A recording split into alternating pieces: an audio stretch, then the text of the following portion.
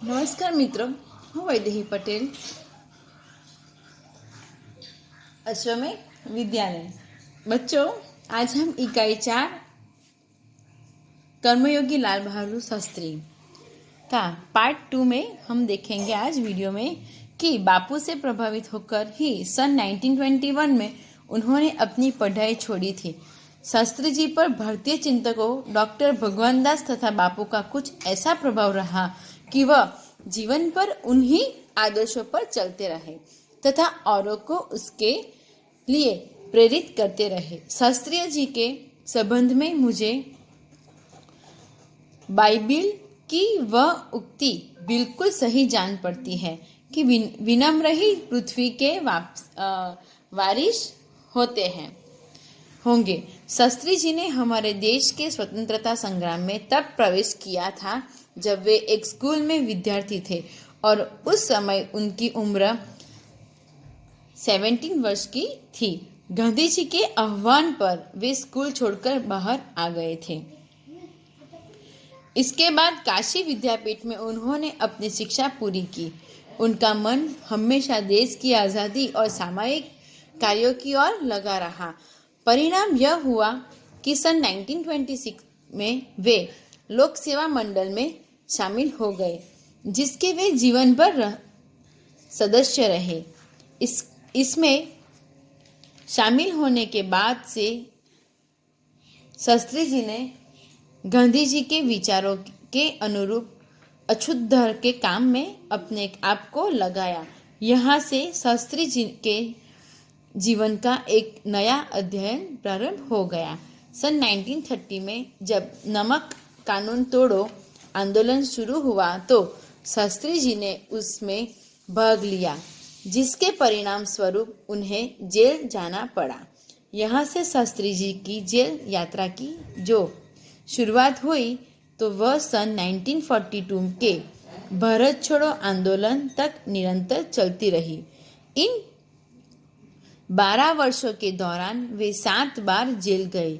इसी से यह अंदाजा लगाया जा सकता है कि उनके अंदर देश की आज़ादी के लिए कितनी बड़ी ललक थी। दूसरी जेल यात्रा उन्हें सन 1932 में किसान आंदोलन में भाग लेने के लिए करनी पड़ी। सन 1942 की उनकी जेल यात्रा 3 वर्ष की थी, जो सबसे लंबी जेल यात्रा थी। इस दौरान शास्त्री जी जहां एक और गांधी जी द्वारा बताए गए रचनात्मक कार्यों में लगे हुए थे, वहीं दूसरी ओर पदाधिकारी के रूप में जन सेवा के कार्यों में भी लगे रहे। सन 1935 में वे संयुक्त प्रांतीय कांग्रेस कमेटी में के सचिव बनाए गए। इस पद पर वे 1938 तक रहे। किसानों के प्रति उनके मन में विशेष लगाव था, इसलिए उनको सन 1936 में किसानों की दशा का अध्ययन करने वाली एक कमेटी का अध्यक्ष बनाया गया। पूरी लगन के साथ काम करके उन्होंने अपनी रिपोर्ट प्रस्तुत की, जिससे जमींदारी उन्मूलन पर विशेष जोर दिया। इसके बाद के 6 वर्ष तक वे इलाहाबाद की नगरपालिका से किसी न किसी रूप में जुड़े रहे। मैं समझता हूँ कि इस अनुभव ने भी शास्त्री जी के व्यक्तित्व और चिंतन को नागरिकों की समस्याओं से निकट से परिचित कराया। उनके पास ग्रामीण जीवन का अनुभव था। अब इसके साथ ही इलाहाबाद नगरपालिका ने जन सेवा का भी अनुभव जोड़ दिया था।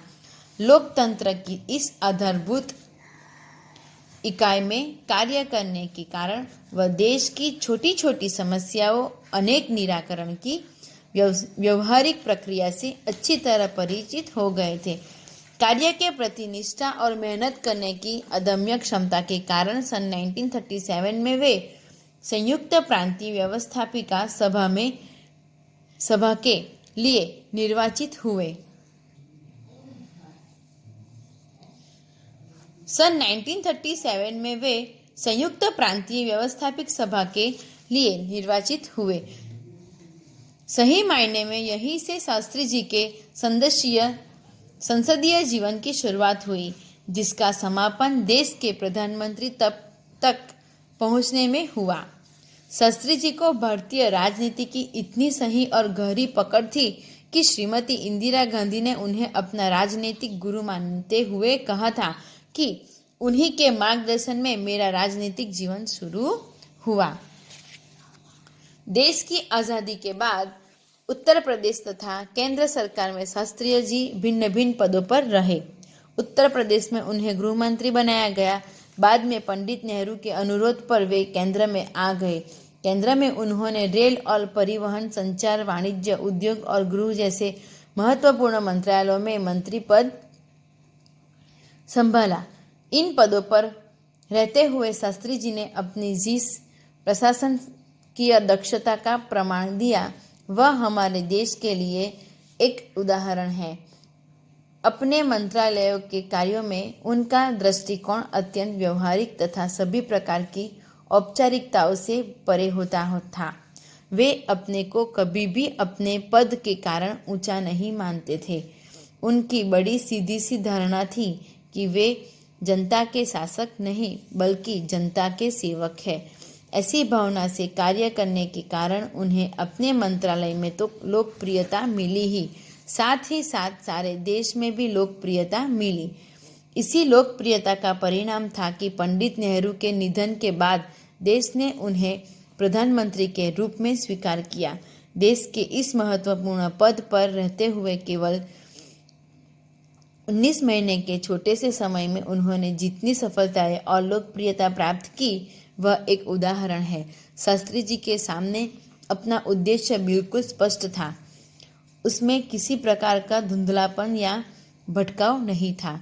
वे हमारे देश के अत्यंत महत्वपूर्ण पदों पर रहे और इन पदों पर रहते हुए स्वाभाविक रूप से वे अधिकार संपन्न भी थे, लेकिन उन्होंने हमेशा आत्मसंयम से काम लिया था तथा अधिकारियों से अधिक कर्तव्यों को तरजीह दी।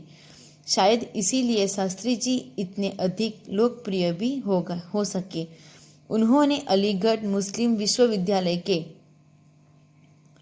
दीक्षांत समारोह में 19 दिसंबर 1964 को छात्रों को संबोधित करते हुए कुछ इसी तरह से विचार व्यक्त किए थे।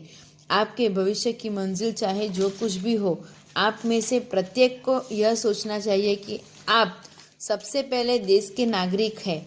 यह आपको संविधान द्वारा प्रदत्त कुछ अधिकार देता है, लेकिन इससे कुछ कर्तव्यों का भी बोझ आता है जिसे समझना चाहिए। हमारा देश प्रजातांत्रिक है जो नीति स्वतंत्रता देता है, निजी स्वतंत्रता देता है, लेकिन इस स्वतंत्रता का उपयोग एक व्यवस्थित समाज के हित में स्वेच्छा से लगाए गए प्रतिबंधों के तहत होना चाहिए। अधिकार, कर्तव्य और सात्म संयम के बारे में यह अत्यंत महत्वपूर्ण बात शास्त्री जी ने कही थी, जिसे आज याद रखने की ज़रूरत है।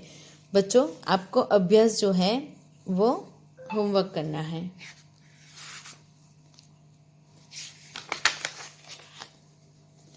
और अभ्यास भी आपको होमवर्क करना है। बाकी का जो भाषा सोचता है वो मैं आपको नेक्स्ट वीडियो में समझाऊंगी। Thank you.